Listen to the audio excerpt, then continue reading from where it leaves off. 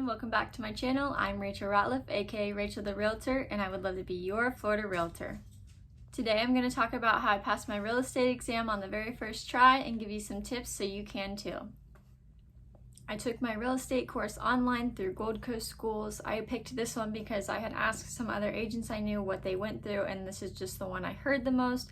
I can't remember how much it is. I think they have sales sometimes. I signed up to take it New Year's Eve, and then I passed my test March 1st. So it took me about 2 months to complete. This time frame is going to be different for everyone based on how busy you are, what your work schedule looks like, how disciplined you are, and what the time frame is you set for yourself. I was able to do it in 2 months because the job I had at the time was part-time, and I wanted to pass it by March because the job I had is very seasonal and varies by month, so I knew March was going to be way busier and I didn't want to put it off once busy season got here. There are real estate classes offered in person as well. I chose to do online, that way I could work around it and not have to change my work schedule for it, and I just liked the flexibility of it. One thing I do recommend is trying to get it done as soon as you can and whatever you feel comfortable doing every day without getting brain fog and all of that kind of stuff. But in my opinion, the longer you put it off and the more spread out it is, the less likely you're going to be to retain all that information, because chapter 1 you might have read 3 months ago and then you're going to have to relearn all of that. Now, there were 19 chapters in this online course that I took, and I did take a lot of notes, maybe too many notes, because then going back through them it was a lot to read, but at the time I wasn't sure what was important information that I needed to really know and what wasn't.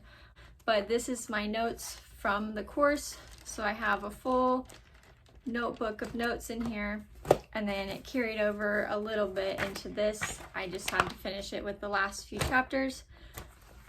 I wrote down things like definitions that weren't maybe common sense definitions that I didn't know, so I could study definitions.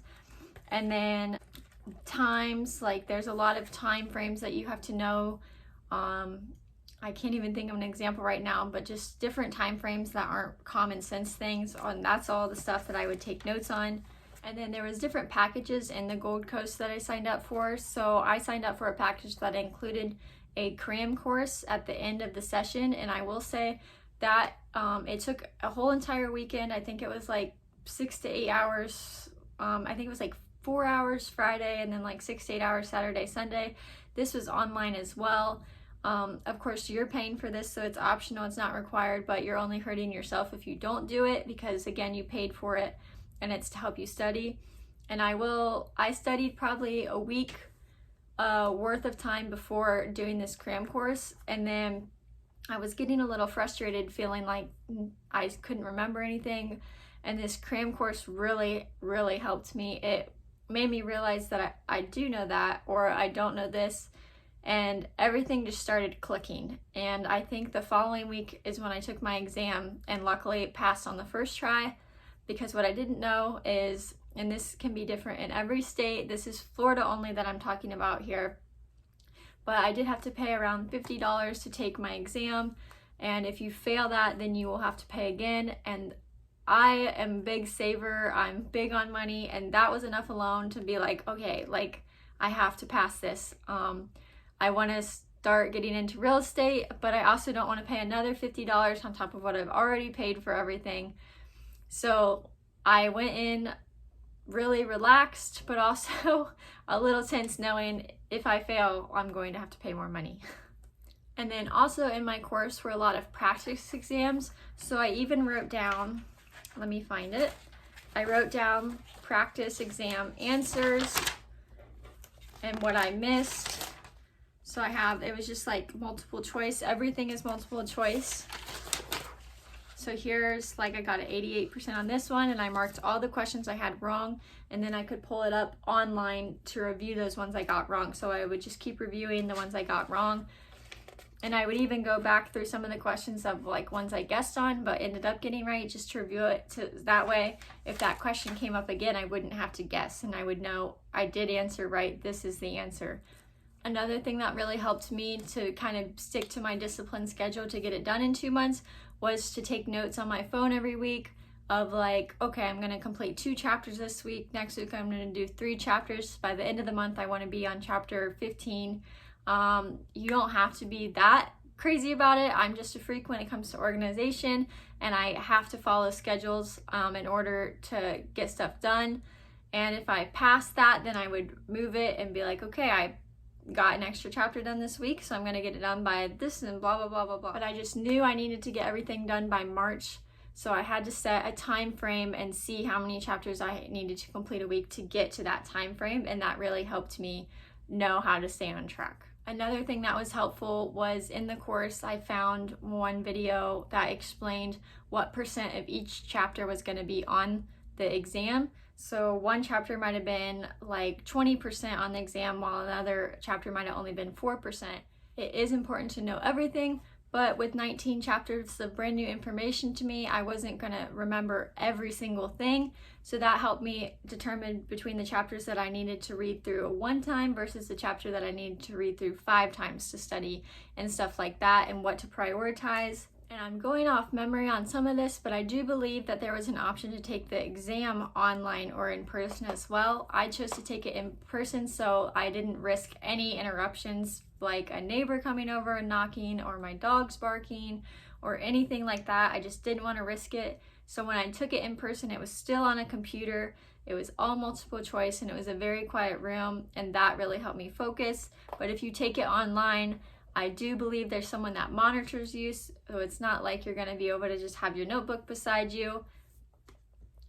And again, this is mostly from memory, so don't quote me on any of this. I am not promoting any courses either, but I do believe the passing rate was like at 80% to pass the exam. And if you pass, it doesn't tell you your score, what you got, like if it was a 90 or something, it's just going to tell you if you passed or failed. So after I got off the computer, I knew you find out that day if you pass or fail. And I was so nervous when the lady came in and told me to collect all my things that I started grabbing their things as well, because I just wanted to see that paper to know if I passed or failed. And then when I went out into the next room to collect all my belongings, they printed out the paper and it said pass. And I don't think there's been any better feeling, because I know all that studying I did for 2 long months from sometimes 8 to 10 hours a day of being on the computer paid off because I passed. So my biggest takeaways from this video for you are going to be to set schedules, especially if you're doing it online. If you're doing it in person, that schedule is going to be set for you. But if you're doing it online, I really recommend setting a schedule, setting a timeline. Do you want to get it done 2 months, 3 months, 6 months? It's really up to you how long it takes, but you really need to set that timeline so you have something to follow. And then also take some kind of notes, make flashcards, practice. I would definitely give yourself a few days to study. I gave myself like a week and I just studied and studied. But going back to that, I also wouldn't give yourself too much time to study, because you can get brain fog and get yourself too stressed out to where you start forgetting stuff because you're just focused on remembering everything. That has happened to me on other things in the past. So I would say a week max, maybe a week and a half would be plenty to study if you're studying every day. And don't stress about it. Have confidence in yourself, have confidence in your memory, and have confidence in the school that you went to, that it taught you enough to be able to pass. I hope you found this video helpful. If you did, please give it a thumbs up and subscribe to my channel. And if you're an agent in another state, feel free to comment and let me know how different or similar the getting your license process was for you in your state. That's all for now. I hope you enjoyed this video. I hope if you're taking your exam right now that you pass, and please comment for any tips that you need, or feel free to reach out. Or if you're looking for an agent, I can help you with that too. So no matter who you are, comment below and let's connect. Hope to talk to you soon.